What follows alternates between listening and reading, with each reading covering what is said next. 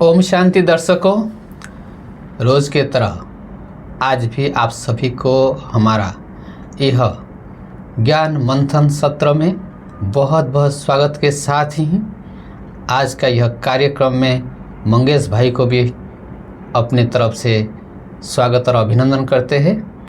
आइए मंगेश भाई को पहले ओम शांति करता हूँ। मंगेश भाई ओम शांति। ओम शांति। कैसे हो भाई? बहुत अच्छे, बहुत अच्छा। अच्छा रहना चाहिए। हाँ जी, हाँ जी। देखो, जीवन में कुछ भी हो जाए लेकिन खुशी कम ना हो। बिल्कुल, बहुत बड़ी बात है ये तो। खुशी जैसे खुराक नहीं है। खुशी अगर चला गया तो हम आगे बढ़ नहीं सकते। खुशी के लिए सब कुछ करते, खुशी शांति के लिए भाग दौड़ करते। देखो, रास्ता में जब हम चलते हैं देखते हैं बहुत लोग भाग दौड़ करते हैं, साइकिल में, गाड़ी में। लेकिन मैं कभी कभी छत पर बैठ करके सोचता था कि ये लोग क्यों दौड़ रहे।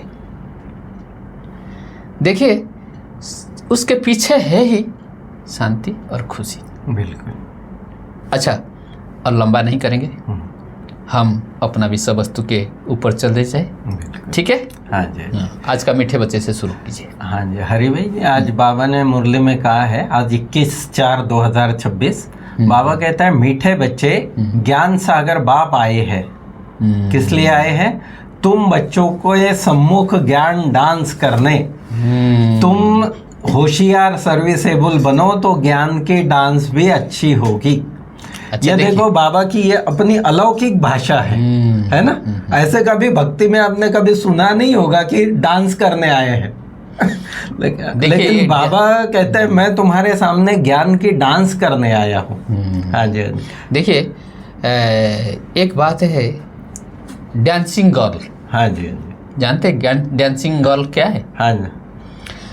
जब डांसिंग गर्ल होते हैं, जैसे हम काठपुतली का भी डांस भी देखे होंगे, तो उसके सामने कुछ ऑडियंस बैठते हैं और देखते हैं, और देखने में लगता है कि अगर हम इंटरेस्ट के साथ ही डांस को देख रहे तो डांस करने वाले के अंदर वह तो उमंग उत्साह आता है। जो ऑर्गेनाइज करते हैं वो भी खुश होते हैं, और बाहा बाहा का अभी शब्द निकलता है और ताली भी बीच बीच में बजाते रहे तो बहुत मज़ा आता है। हाँ, ऐसे भी बाबा कहते हैं कि मैं आता हूँ ज्ञान डांस करने के लिए।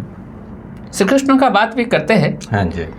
थे कि वो आकर के ज्ञान डांस कर रहे थे, लेकिन परमपिता परमात्मा खुद ही आकर के बता रहे हैं, जो डांस का बातें हम सुन रहे थे वो सिद्ध करके स्वयं भगवान बता रहे हैं कि अभी का जो समय चल रहा है, संगम युग जो चल रहा है, इस समय में मैं परमपिता परमात्मा निराकार शिव बाबा इस धरती पर ब्रह्मा के तन में आकर और बच्चों के सम्मुख ज्ञान डांस कर रहा हूँ। बिल्कुल ठीक बात है ना? ठीक है। और दूसरा, आपने देखा होगा हरि भाई जी कि क्लास में टीचर को भी पढ़ाने में अच्छा इंटरेस्ट तब आता है, वो गहराई से तब पढ़ाता है जब सामने वाले स्टूडेंट ऐसे चातरक होते हैं। जैसे हमारी जानकी दादी को बड़ा ये था कि अटेंशन से, सब कुछ अटेंशन से। मुरली दादी मुरली पढ़ती थी तो कितना अटेंशन से।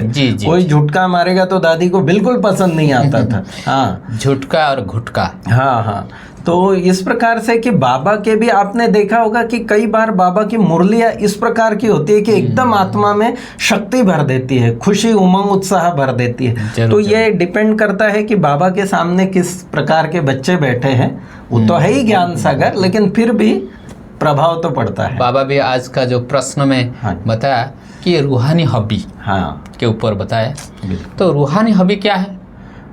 हाँ, हॉबी माना वैसे कहा आदत भी कहा जाता है, और अच्छी आदत जो हॉबी होती है ना। किसी को किताब पढ़ने की हॉबी है, किसी को खेलने की, क्रिकेट खेलने की हॉबी है। तो जब हॉबी होती है ना तो उसमें मन बुद्धि एकदम एकाग्र हो जाए, बड़ा उमंग उत्साह से वो कार्य वो करता है। जी जी, हाँ जी, हाँ जी। तो बाबा कहते हैं तुमको भी ये यहाँ जो अब संगम पर तुमको हॉबी, एक ही हॉबी होनी चाहिए, याद की। और दूसरी बात भी बाबा ने कहा मुरली के अंदर कि तुम्हारा जो सर्विस करने का, सेवा करने का, ये भी हॉबी होना चाहिए। ये भी हॉबी। और एक शब्द बता दिया, जो चीज़ को मैं आपको पूछने वाला हूँ। बाबा ने कहा सर्विस करते समय सच्ची सच्ची कथा दूसरों को सुनाओ। बिल्कुल, झूठी बात नहीं बता। नहीं, ये तो हम बता ही रहे हैं ना अपना स्पष्ट कि भाई परमात्मा का अवतरण हुआ है, परमात्मा ये ज्ञान दे रहा है, ये कोई मनुष्य द्वारा दिया हुआ ज्ञान नहीं है। ये जो मुरली है, जैसे बाबा ने अंदर कहा है कि बाबा कहता है कि मुरली कोई काठ वाली मुरली नहीं है, वो तो सिर्फ गायन है, ये ज्ञान का मुरली है, ये ज्ञान की मुरली है। तो ये ज्ञान मुरली जो परमात्मा ने प्रजापिता ब्रह्मा का साकार माध्यम लेकर जो ज्ञान सुनाया, और परमात्मा एक ही बार आता है और वो संपूर्ण सत्य ज्ञान सुनाता है।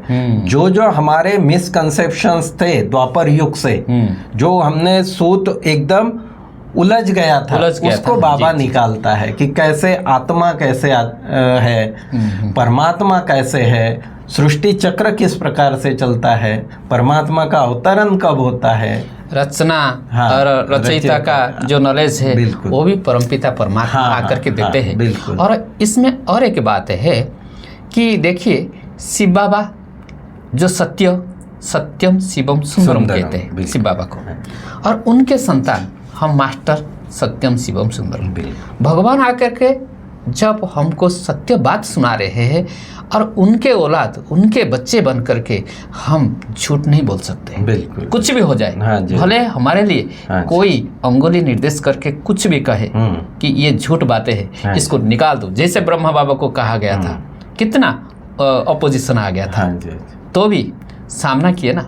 तभी तो कोई ऐसे संस्था नहीं है आज तक टिकने वाले हैं। थोड़े दिन तक टिकते हैं, उसके बाद चले जाते। लेकिन सत्यता की शक्ति ऐसे काम करता है तो आगे ले जाता है। बिल्कुल, ठीक है। और एक स्लोगन आपको हमेशा याद हो हरि भाई जी, कि सत्यता को सभ्यता के साथ सिद्ध करना होता है। जिद्द के साथ अगर आप सत्य सिद्ध करने जाएंगे जी।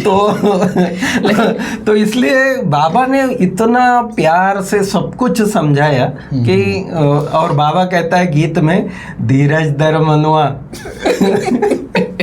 धीरज धर, क्योंकि अब समय आ गया है, अब संपूर्ण प्रत्यक्षता का ही समय आ गया है। और इसमें भी और एक बात है, सत्यता को सिद्ध करना नहीं पड़ता है, ऑटोमेटिक सिद्ध होता है। थोड़ा सत्य का सूर्य, धीरज, इसीलिए बाबा कहते हैं कि धीरज धरो, बस आ गया सुख के दिन, जीत तुम्हारा ही होगा। बिल्कुल, क्योंकि सत्यता के मार्ग पर तुम लोग चल रहे हो। बिल्कुल, ठीक है ना। बहुत अच्छी बात। और फिर बाबा ने खास आज जोर दिया है कि इस पुरानी देह और दुनिया से बुद्धि से भूलना है। देह और देह की दुनिया को, पुराने संस्कारों को बुद्धि से भूलना है। बाप को और घर को, परम धाम, दो चीज तो है। देखो, बाप को याद करना है, घर को याद करना है। लेकिन याद करने के पहले बाबा एक शब्द डालते हैं, अपने को आत्मा समझकर परमपिता परमात्मा बाप को याद करना है, घर को याद करना है, और साथ साथ और एक बात भी बाबा जोड़ देते हैं, वर्षा को भी याद करना है। बाप, घर और वर्षा, बिल्कुल तीनों को याद करना है, और अपने को आत्मा समझकर। यही तो राजयोग है, यही राजयोग। और बाबा ने मुरली में भी कहा कि ये हमारा हमेशा ये चिंतन चलना चाहिए कि अब नाटक पूरा हुआ है, 5000 वर्ष का ये जो नाटक है, ये नाटक पूरा हुआ है। अब हम आत्माओं को अपना ये शरीर रूपी वस्त्र छोड़ के वापिस घर जाना है। फिर बाबा कहता है सदा इसी खुशी में रहना है कि अभी हमारे सुख के दिन आए। सुख के दिन चल ही रहे हैं, जब से बाबा के बने सुख के दिन आ गए। और क्या, इससे बड़ा सुख क्या हो सकता है? से निकल करके सुख के सागर के तरफ चले गए। और दूसरी बात है, एक बाबा ने कहा कि ये जो दुख सुख का बातें है, हम अभी सुख के दुनिया के ओर जा रहे हैं, लेकिन मैं एक चीज़ को भूल जा रहा हूँ। लेकिन मैं समझ रहा हूँ, थोड़ी देर के बाद आपको भी बताता हूँ वो कौन सी चीज़ है। तो अभी थोड़ा सा आगे आप ले जाइए, मैं तो उसको फिर याद करके बताता हूँ। और एक मुरली में और ये बात भी बाबा ने कही हरिभाई जी, कि बाबा कहते हैं खुशी जो है, भले हम देवता बनेंगे, हीरे जवाहरात के महल होंगे, प्रकृति के बहुत सारे सुख होंगे, लेकिन जो संगम का सुख है, परमात्मा पालना का जो सुख है, वो उससे बढ़कर कुछ नहीं है। बाबा कहते ये भी तुमको अलौकिक नशा होना चाहिए कि हम परमात्मा पालना में पल रहे हैं। और फिर आगे बाबा कहता है कि नॉलेजफुल बन, बाप से जो नॉलेज मिली है उसका सिमरन करके दिमाग को पूर्ण करना है। ये पूर्ण शब्द यूज किया, माना भरपूर। हाँ जी, हाँ जी, बाबा ने मुरली में। और जो आगे का जो है, बाबा ने कहा देह अभिमान में आकर के गुटखा नहीं खाना है। बिल्कुल गुटखा। इसके ऊपर एक हमारा मुरली, साकार मुरली भी था। हाँ जी, कि मैं आया हूँ, बाबा कहते हैं मैं आया हूँ तुमको शोक वाटिका से अशोक वाटिका में ले जाया हूँ। तो इसीलिए कभी भी वहाँ जहाँ गुटखा नहीं खाना पड़ता है वही जगह है, वो है अशोक वाटिका। गुटखा अर्थ क्या है? गुटखा अर्थ थोड़ा चौक जैसे है। हाँ। जैसे दम घुटना। हाँ, है ना, ऐसा घुटना। हाँ जी। तो अगर हमको सतयुग में जाना है और जो हमारा अशोक वाटिका में जाना है, तो इसलिए हमको देही अभिमानी बनना पड़ेगा।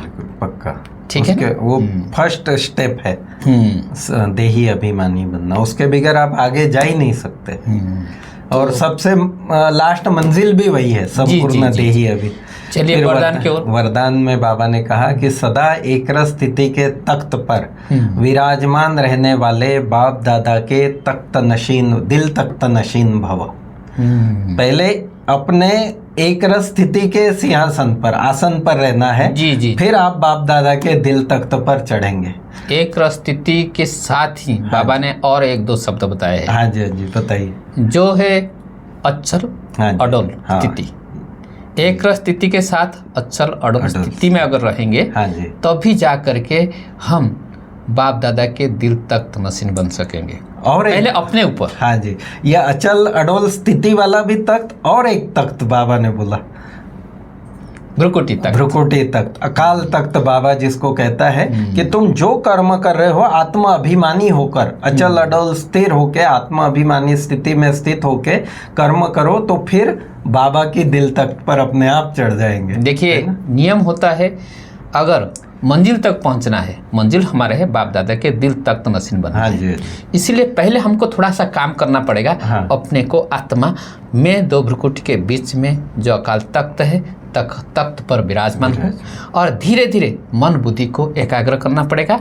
जो अचल अडल स्थिति के आधार से हम एकाग्र स्थिति को प्राप्त करेंगे, और उसी आधार से फिर आगे हम परमपिता परमात्मा जो बाप दादा का दिल तख्त नशीन बन सकेंगे। और स्लोगन है हरि भाई, शुभ चिंतन द्वारा निगेटिव को पॉजिटिव में परिवर्तन करो।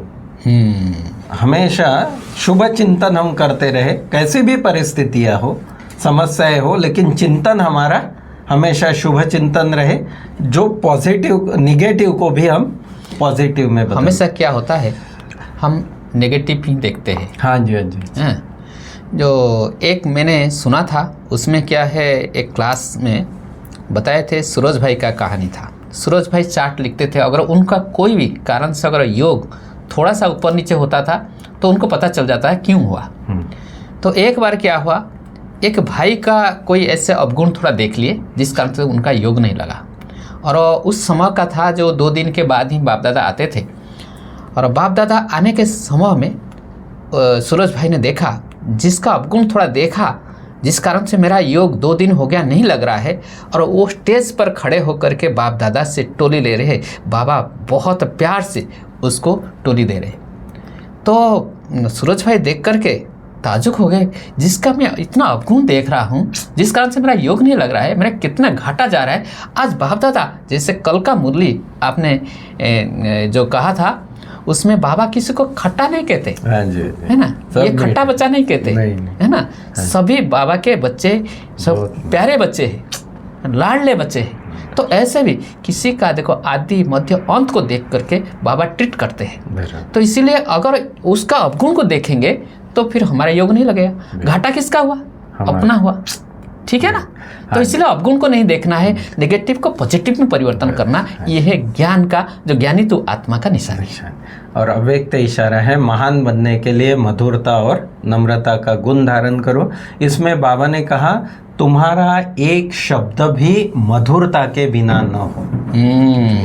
देखो, मधुरता के ऊपर बाबा ने कहा, तुम्हारा चेहरा और चलन में रूहानियत भी हो और बोल जो मुख में मधुरता भी हो और मन बुद्धि के अंदर से शुभ भावना और शुभकामना हो, तभी बाबा के और भी बाबा के जो कदम पर हम कदम रख करके हम अगर चलेंगे तभी बाबा का सही जो रिटर्न हमको जो पालना दे रहे उसका रिटर्न हम दे सकते हैं। बिल्कुल ठीक है ना? ठीक है, एकदम बहुत अच्छा लगा आपका ये जो विचार सागर मंथन आपके साथ ही बहुत अच्छा लगता है। मंगेश भाई कुछ भी कहो, आपके साथ थोड़ा राशि का साथ, मेरा राशि भी शायद मिला हुआ है नहीं तो इतना जल्दी मैं आपके साथ कैसे मेरा मोल्डिंग नेचर हो कि मिक्सिंग नेचर हो, जिस कारण से आपके साथ ही मिल लिया। तो बहुत बहुत शुक्रिया। आज का कार्यक्रम यहीं रखेंगे। हाँ दर्शकों, आज का कार्यक्रम कैसे लगा आप लोग जरूर मंतव्य प्रकाश करेंगे। तो आज हमको इजाज़त दीजिए क्योंकि समय हो चुका है। हाँ मंगेश भाई, ओम शांति करते हैं। ओम शांति, ओम शांति।